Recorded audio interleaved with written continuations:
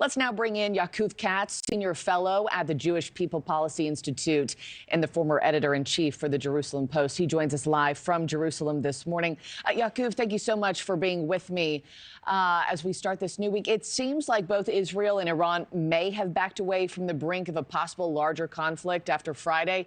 I'm curious, though, what's the mood like there in Jerusalem, especially on the eve of Passover?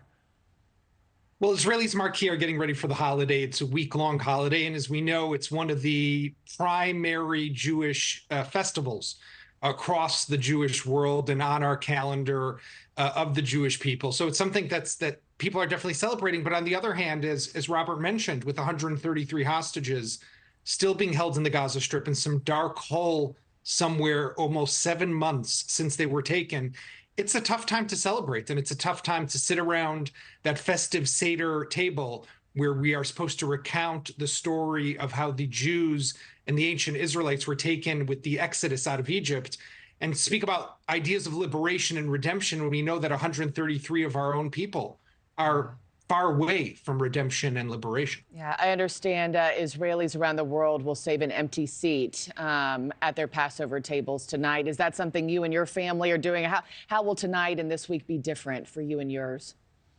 Yeah, we're going to have an empty chair around the table to kind of commemorate, of course, the 133 people who are missing. I've also printed up about 15 of the different stories out of the 133 hostages, because as we recount the story of the Exodus and our liberation as a people so many thousands of years ago, it's important to insert, I think, in my opinion, the stories of the people who are far away from liberation, and we should just keep them in our minds. You know, that's the little that I think each of us can do on an evening like tonight. Absolutely, the least we can do. Per Robert's reporting, the United States is expected to announce those sanctions against an IDF unit over human rights violations. It would be the first time the United States ever sanctioned an IDF unit. What kind of impact would those sanctions have on that unit and also on the U.S.-Israel relationship? Yeah, I mean, this is a big move for the Americans to make.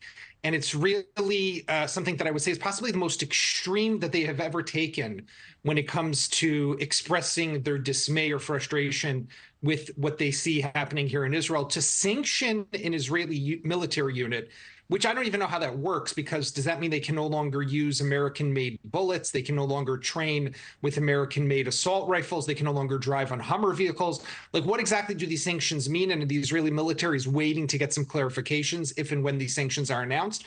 But it's extreme because is this what you do to your ally, right? There are other ways to express your concern and your disappointment with what your ally, in this case Israel, might be doing, with what its policies might be.